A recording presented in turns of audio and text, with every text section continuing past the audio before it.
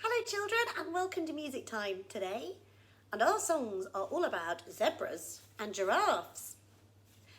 I've got a little zebra to show you here. He's lovely.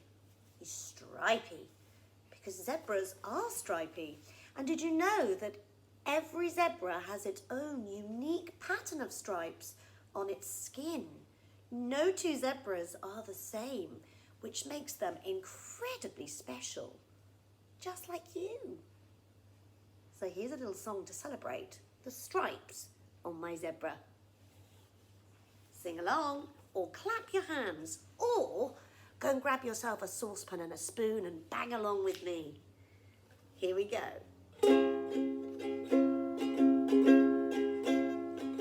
I'm a zebra, black and white. I look like a horse, but I've got stripes. I trot and I gallop night and day with a clip, clop, swish and a neigh. I don't get bitten by the gnats or the flies, 'cause my stripes are confusing, giving flies a surprise. Stripes keep me cool in the African sun, where I live with my herd, having so much fun.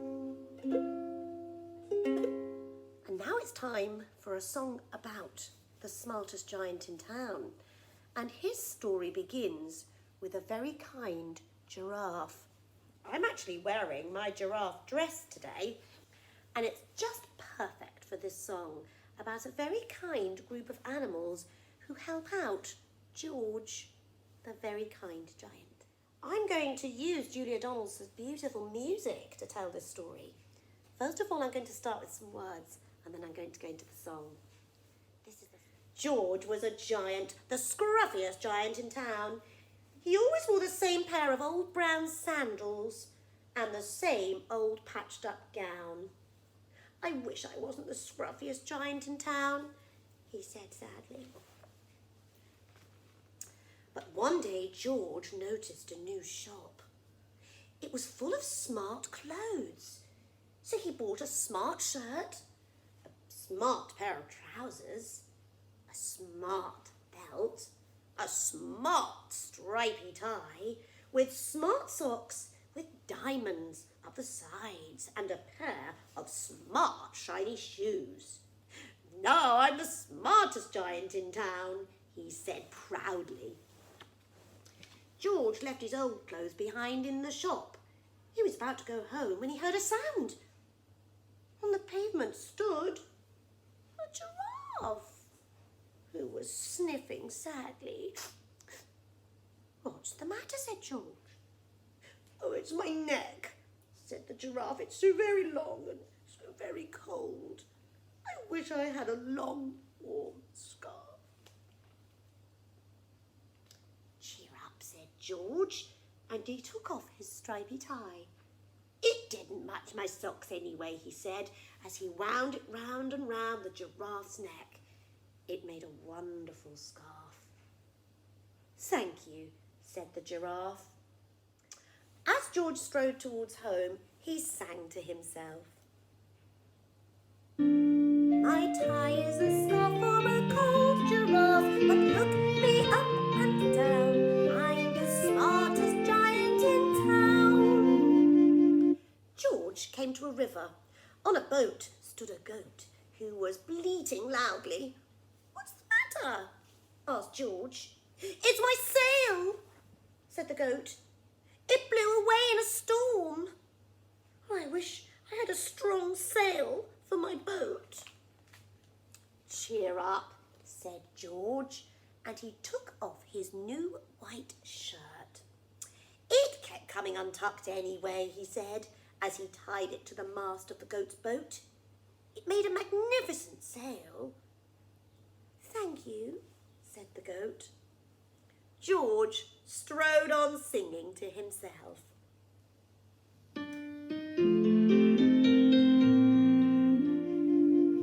"My tie is a scarf for a cold giraffe, my shirt's on a boat as a sail for a goat, but look me up and down, I'm the smartest giant in town."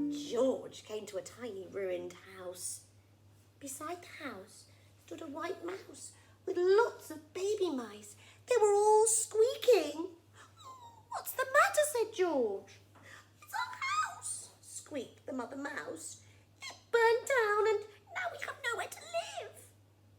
I wish we had a new house." "Cheer up," said George, and he took off one of his shiny shoes. "It was giving me blisters anyway," he said, as the mouse and her baby scrambled inside. The shoe made a perfect home for them. "Thank you," they squeaked. George had to hop along the road now, but he didn't mind. And as he hopped, he sang to himself. "My tie is a scarf for a cold giraffe. My shirt's on a boat as a sail for a goat. My shoe is a house for a little white mouse. But look me up and down. I'm the smartest giant in town." George came to a campsite. Beside a tent stood a fox. He was crying. "What's the matter?" asked George. "Oh, it's my sleeping bag," said the fox. "I dropped it in a puddle. I wish I had a warm, dry sleeping bag." "Cheer up," said George. And he took off one of his socks with diamonds up the sides. "Oh, it was tickling my toes anyway," he said, as the fox snuggled into it. It made a very fine sleeping bag. "Thank you," said the fox. George hopped on, singing to himself. "My tie is a scarf for a cold giraffe. My shirt's on a boat as a sail for a goat. My shoe is a house for a little white mouse. One of my socks is a bed for a fox. But look me up and down. I'm the smartest giant in town." George came to a big squelchy bog. Beside the bog stood a dog who was howling. "What's the matter?" asked George. "It's this bog," said the dog. "I need to get across, but I keep getting stuck in the mud. I wish there was a safe, dry path." "Cheer up," said George, and he took off his smart new belt. "It was squashing my tummy anyway," he said, as he laid it down over the bog. It made an excellent path. "Thank you," said the dog. The wind started to blow, but George didn't mind. He hopped on, singing to himself. "My tie is a scarf for a cold giraffe. My shirt's on a boat as a sail for a goat. My shoe is a house for a little white mouse. One of my socks is a bed for a fox. My belt held a dog who was crossing a bog. But my trousers are falling down. I'm the coldest giant in town." Suddenly George felt sad and shivery and not at all smart. He stood on one foot and thought, "Oh, I'll have to go back to the shop and buy some more clothes." He turned round and hopped all the way back to the shop. When he got there, it was closed. "Oh no," cried George. He sank down onto the doorstep and a tear ran down his nose. He felt as sad as all the animals he'd met on his way home. Then out of the corner of his eye, he saw a bag with something familiar poking out of the top. George took a closer look. "My gown!" he yelled. "My dear old gown and sandals!" George put them on. They felt wonderfully comfortable. "Oh, I'm the cosiest giant in town," he cried, and he danced back home along the road. Outside his front door stood all the animals he had helped. They were carrying an enormous present. Can you see? "Come on," said George. They said, "Open it." George untied the ribbon. Inside was a beautiful gold paper crown and a card. Look inside the card, George, said all the animals. George put the crown on his head and opened the card. You gave your scarf to a cold giraffe, your shirt's on a boat as a sail for a goat. Your shoe is a house for a little white mouse. One of your socks is a bed for a fox. Your pelt helped a dog who was crossing a bog.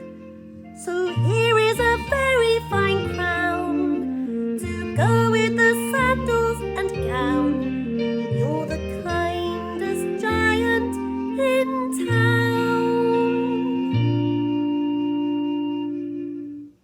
That story. It's wonderful to see how kindness can really help people. And, of course, our story starts with that most beautiful of creatures, the giraffe. Have a lovely day.